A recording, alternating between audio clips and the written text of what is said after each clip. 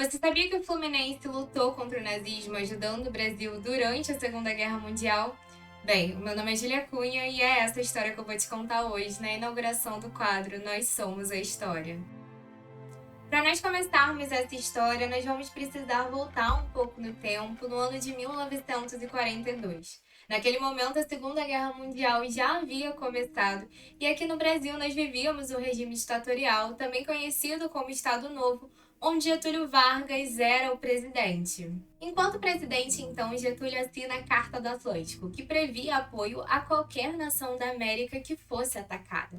Só que isso gera uma revolta do lado da Alemanha, que junto com os italianos respondem a esse posicionamento do Brasil, afundando embarcações brasileiras ao longo do Oceano Atlântico. Isso gera uma pressão popular muito grande para que o Brasil aderisse à guerra. Só que havia um problema. O governo brasileiro não tinha condições de arcar com os custos de entrar na Segunda Guerra Mundial.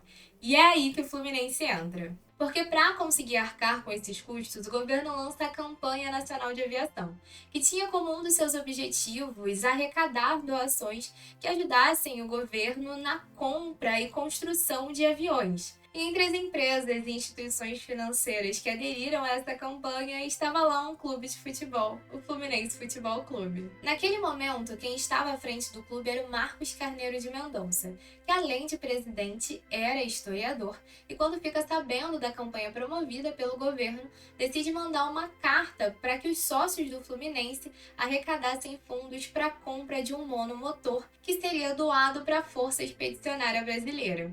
E uma outra figura importante nessa campanha foi o jogador Adolfo Milman, mais conhecido como Russo, artilheiro histórico do Fluminense, que era o judeu e então ajuda na campanha de incentivo aos sócios na luta contra o nazismo. Estima-se que o Fluminense conseguiu arrecadar 155 mil cruzeiros, o que era uma quantia relevante para a época, e assim consegue adquirir o avião ao qual dá o nome de Coelho Neto, em homenagem póstuma ao escritor que era patrono e sócio do clube. E a cerimônia de entrega desse avião aconteceu no dia 11 de outubro, em Laranjeiras, antes de um Fla-Flu pelo Campeonato Carioca daquele ano, que terminou empatado por 1-1. Mas esse não foi o único ato do Fluminense na luta contra o nazismo. Na verdade, o clube ajudou o governo brasileiro de diversas formas. Laranjeiras, por exemplo, foi o espaço utilizado pelo clube para disponibilizar cursos de enfermagem que capacitavam profissionais que lutariam na Itália. Além disso, o clube disponibilizou seu estande de tiro para treinamentos militares, e o clube também aderiu à leitura de um prefixo de guerra em todos os eventos esportivos que organizava durante a Segunda Guerra. E todo esse movimento que o clube fez na luta contra o nazismo é reconhecido até hoje pela comunidade judaica. O Fluminense, em 2015, recebeu uma placa em homenagem reconhecendo o clube por essa luta contra o nazismo durante a Segunda Guerra Mundial.